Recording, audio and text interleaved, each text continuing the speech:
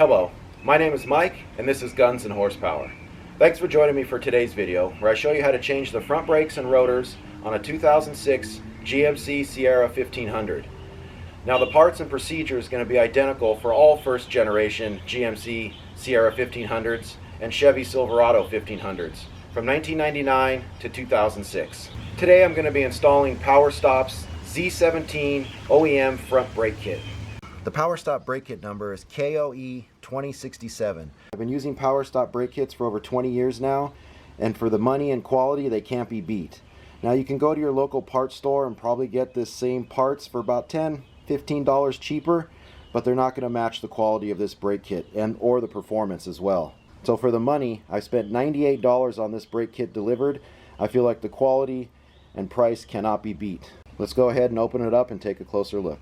Here's the Powerstop Z17 brake kit opened up and all the parts that are included. It comes with the Evolution ceramic brake disc pads. They even include some of the brake lubricant as well. You get the hardware and of course both rotors. Now like I said, for the money this is one of the best kits I feel you can buy. I'll go ahead and leave a link in the description down below. Now this is the OEM stock replacement brake kit, but they have a lot of performance upgrade kits available as well.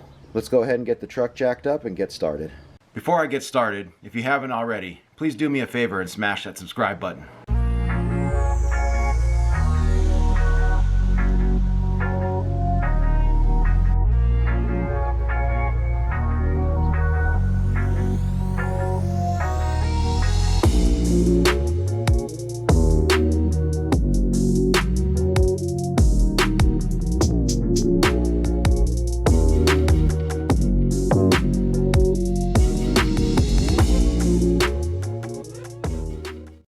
Truck jacked up, got it on jack stands, got the parking brake on,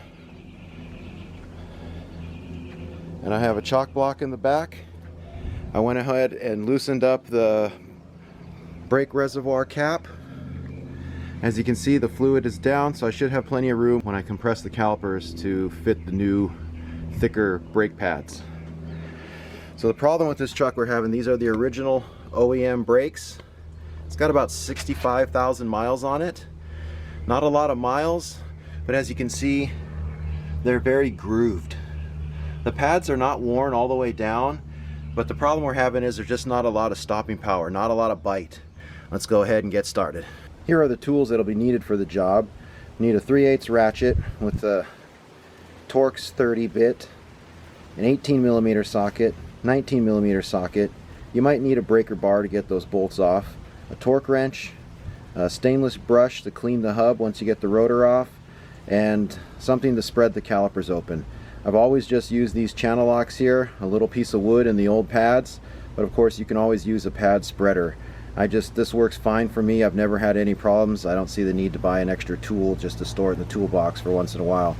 But that's up to you. It's probably a lot easier with the caliper spreader, but alright, so the first thing you're going to want to do is remove the caliper from the bracket, which is this bolt right here. There's one on the top and another one down here on the bottom. Next thing you want to do is remove the actual caliper bracket. That's this bolt down here at the bottom and this one up the top. So this is your 18mm and then this one's your 19mm. It's much easier if you break the two units apart so you can install the new hardware and the new pads.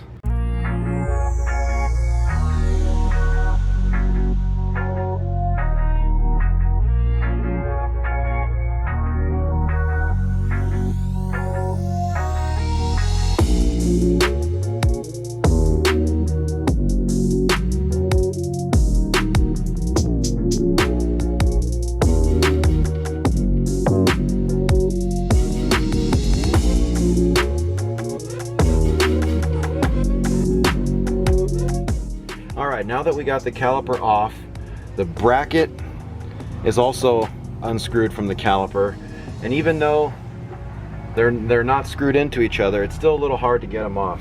You're just going to want to give, and this is why I use the channel locks, as I press against the old pad that I'm going to throw away anyway.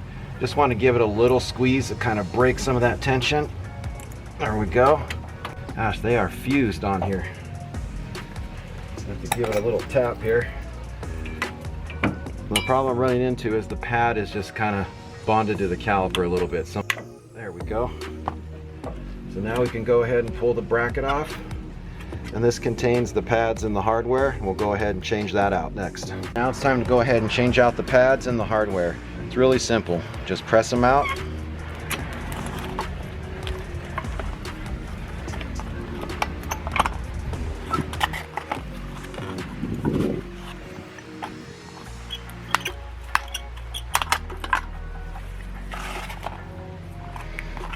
Go ahead and turn this over. Press out the old hardware. Go ahead and clean up the bracket a little bit.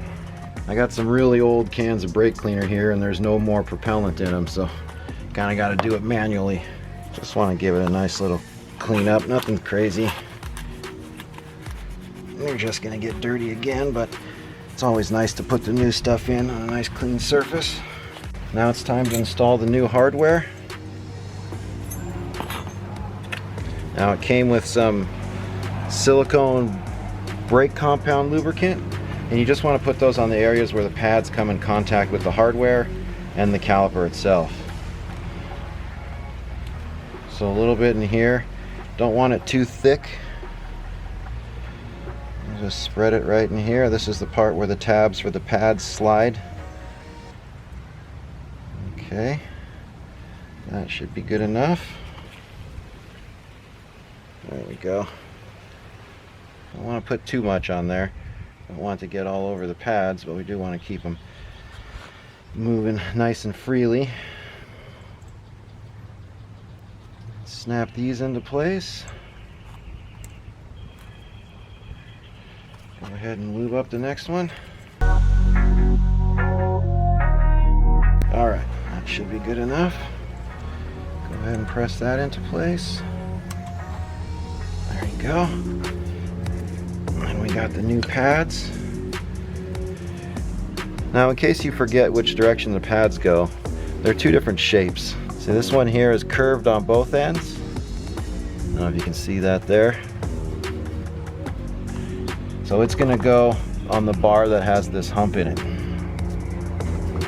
Now the other pad has a backing that's flat. So that's going to go with the flat bar on this side. And you simply slide them into place. Start on one side. Press it in. And make sure you put them in evenly so they don't bind. There we go.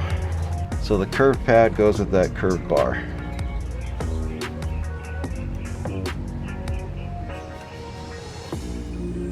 There we go. So now the pads are in.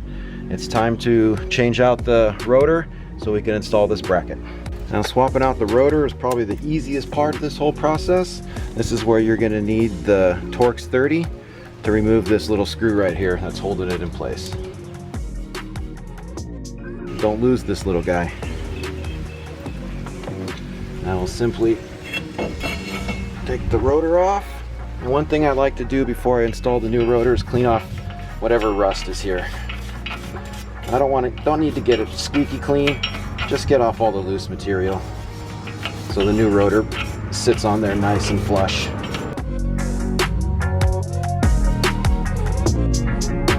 Alright, now it's time to put the new rotor on. Just want to make sure you line up the holes. Where's our set hole? There it is down there.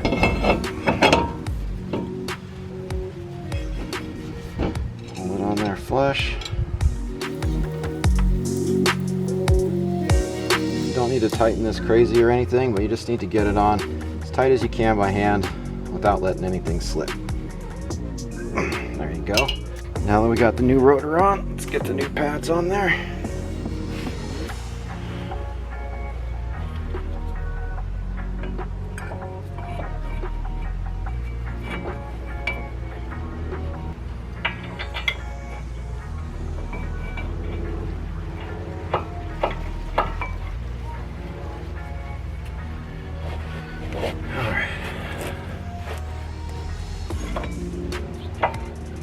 Up here.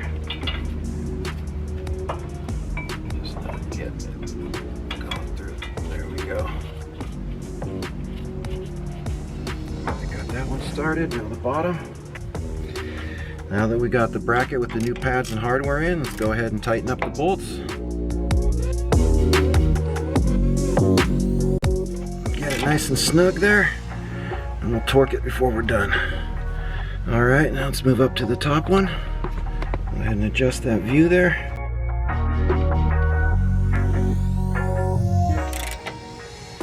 Nice and snug. Now we just need to open up the pistons on the caliper to make room for the new thicker pads. Now, like I said, I just used the old brake pad and some channel locks and just squeeze. Make sure you get them closed all the way so you don't have any trouble trying to get them over. There we go. That's all the way. And there we go. Go ahead and give the caliper a little cleanup. Almost forgot to put the brake grease on there. Just going to put a little bit on the back of the piston where it contacts the pad. And these points here that touch the other outside pad. Just a nice little layer, nothing too thick. You don't want it running all over the pads.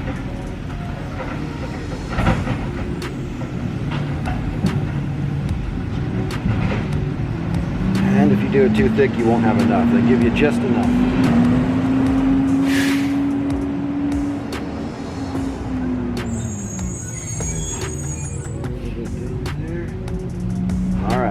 Now we can go ahead and install those.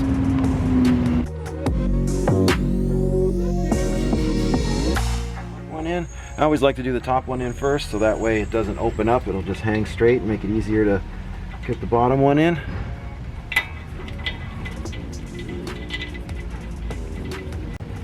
Like I said, the caliper bracket bolt is the 19mm. Go ahead and swap that out. Make these finger tight. Hand tight, I should say. Nice and snug. Oops, I get that one a little bit more with my hand. There we go. Okay. Well, that's it. Go ahead and wipe the rotor clean. Maybe clean up a little bit more before I put the tires back on. But the next thing to do is to go ahead and torque those two bolts.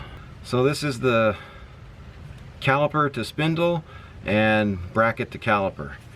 So the bracket to caliper, I looked online, a lot of conflicting information about the correct torque specs. A lot of the numbers that people were listing were for 4x4s, which is well over 120 foot-pounds. And I can tell you right now, this bolt is not designed for that. And when I took these off, they weren't torqued anywhere near that.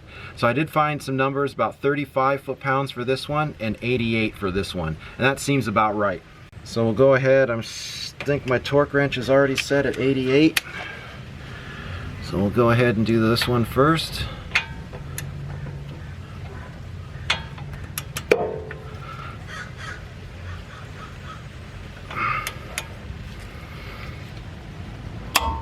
Alright.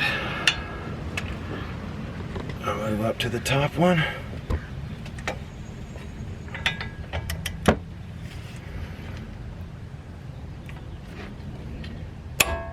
Alright, I will dial it back down to 35.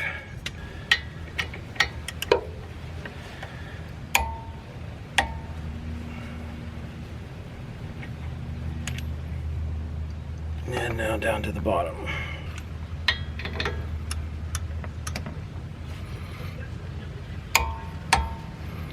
That's the new brake pads and rotors installed. Spin it.